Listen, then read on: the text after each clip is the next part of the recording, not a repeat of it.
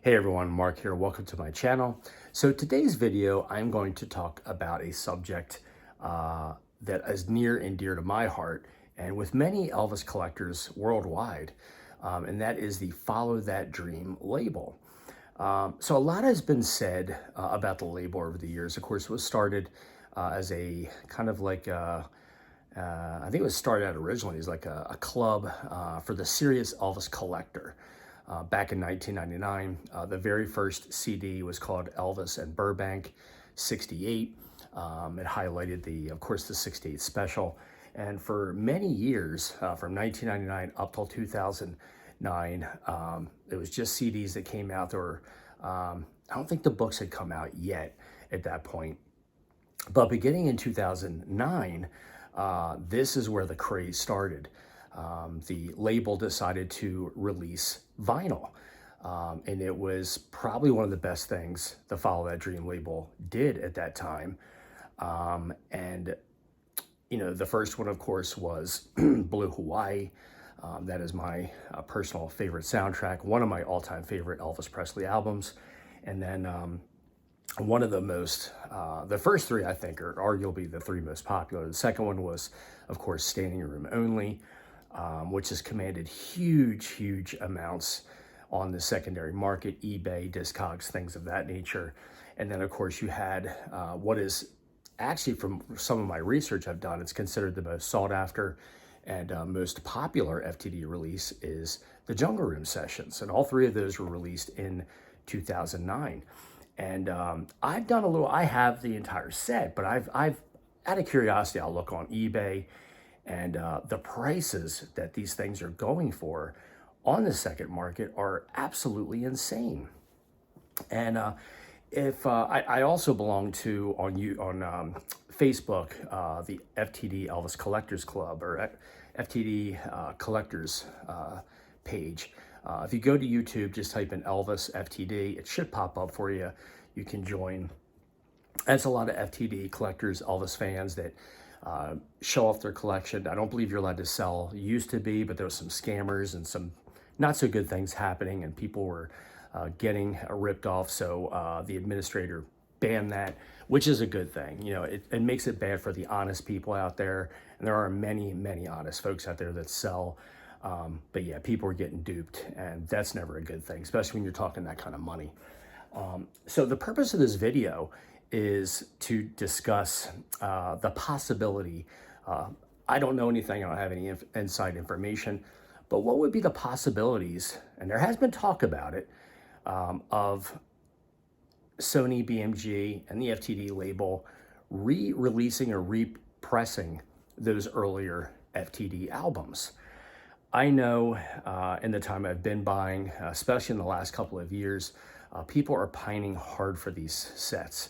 I read all the time where people say, I'm late to the show, I only have a handful of them, but the ones that came out from 2009 up to say 2016 or so, they're just too overpriced.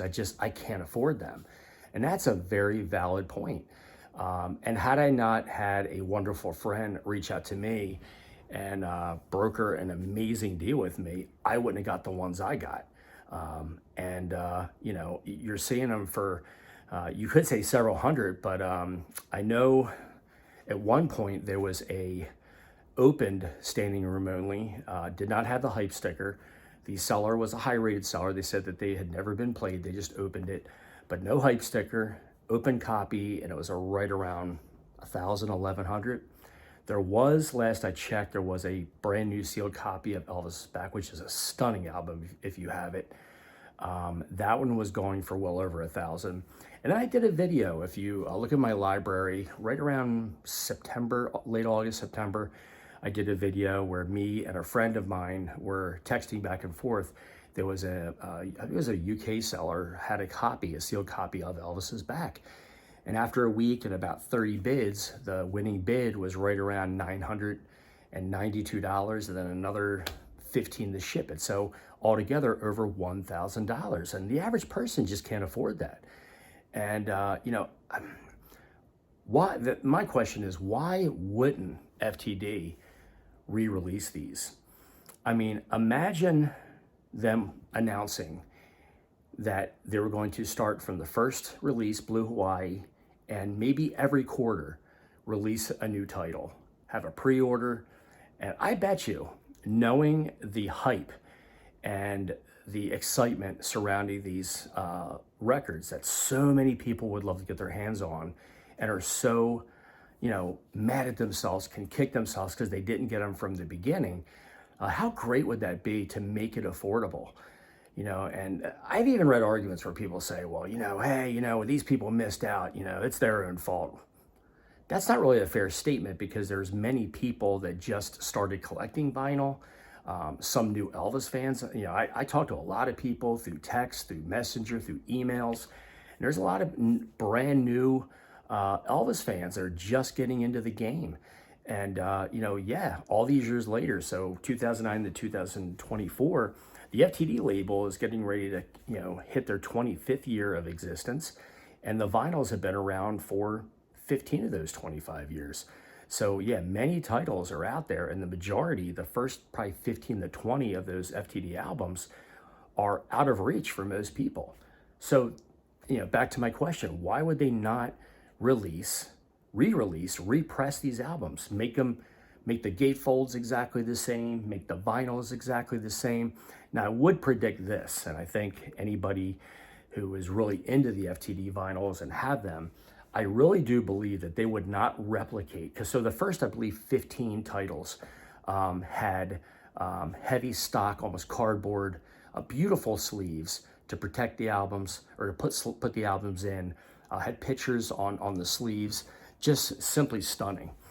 And then I think there were cutting costs and production costs went so high that they, from 2013, 14, up until now, they put them in a paper sleeve, but it has like a mylar, like a plastic inside lining the sleeve. And they're still pretty nice. They protect your albums pretty well, in my humble opinion. But I think if they did re-release those early ones, they would not replicate the original sleeves. I think it would be in a paper sleeve. But again, that's just me talking out loud. But could you imagine the hype? And look how it would benefit so many businesses and fans alike. You'd have the retailers, the online retailers, who would buy the stock and sell it on their sites. And I would almost be willing to bet any amount of money that those pre-sales would sell out. If they pressed, I don't know how much they press, how many they pressed. If it was 10,000, 20,000, I'm betting you would have fans absolutely jumping all over each other just to get their hands on a copy or two. I know for myself, I would probably buy a few of the originals, but could you imagine for a minute, Shop Elvis or the Graceland store, there being an announcement that this gorgeous record is being repressed, or this one, or what is considered the most sought after and popular one, Elvis Presley, the Jungle Room Sessions. Could you just imagine it would be seismic. It really would. It would probably be the biggest and boldest thing that the label has ever done. Sales would go through the roof. It would make so much money for the company, for these online retailers, and think what it would do for the fans. Fans should be able to get their hands on these at an affordable price. I mean, come on. And you can't tell me that the producers and engineers and, the folks that put these titles together, you can't tell me that they have been contacted over and over again, asking, begging, pleading, please, what is going on? Why would they not release these? These would be enormously huge. They would sell great. And then you'd have people like myself who would probably buy a second copy of just the first few, the first 3 I showed you at least. Maybe the first 5 I'd buy, just to have a second copy, a play copy. And then, you'd have the people that, missed out and will be able to enjoy these fine albums. And then you'd have, of course, the folks that would just buy them and, would wait until they sold out. And then, you guessed it, they'd sell it on eBay or a secondary market for, 2, 3, maybe 5 times more than what they came out as. So, FTD, do the right thing. Do the right thing by Elvis fans. Release these stunning records. It would be such an enormous benefit to the fans. I mean, I think Elvis fans are deserving. I think they've waited. They've been patient. Now, will it ever happen? I don't know. It remains to be seen. Apparently, a few years ago, this was the story. A few online retailers got what they said was a repressing, I believe, from Elvis in Memphis, back in Memphis, and I think there was a third one, and they sold out the same day. Now, whether it was just stock that was found, I don't know. People go back and forth with that story. I've heard several people say, no, that's a bunch of garbage. They did not repress them. And then other people said, yes, they absolutely did repress them. So I don't know either way. I have my own feeling about it, but I'll keep that to myself. You all probably have your own feelings as well. I would just say I kind of have my doubts that they repressed them, because then I think, why didn't they repress all the other ones? The CDs too. The CDs are really well made. The 7-inch, the 5-inch digipacks, you know, all the different soundboards. Some folks really like them, some not so much, but FTD just makes such a superior product. They're so well made. The vinyls are absolutely stunning. Like I said, they are the crown jewel of my collection. Of everything that I have, Elvis, the different pressings, my original pressings. I have some gorgeous original pressings, all in mostly mint condition with the original photos, and they sound wonderful. I love pulling them out. I pulled some out this morning and was listening to them. But the FTDs are just, they're one of a kind. They're unique. They're very limited pressings. And, you know, what would be the harm if they just, you know, did another pressing? I mean, it's just like a book. You have first edition, you know, fourth, fifth edition, you know, and people still buy the books, you know. They expand them, you know, add some stuff to it, but, you know, just release these as they are. And I'm telling you what, they'd be a massive, massive hit. So that's going to be it for this video. Thank you so much for tuning in. If you like what you see in the content, we'll be dive in more deeper into some of the FTD releases. I've gotten some requests from folks asking me to do a couple of reviews. If you want to see a review, comment below. Please like, subscribe to the channel if you're new to it. I appreciate all your time. Hope you have a wonderful weekend. And until next time, we'll see you. Bye.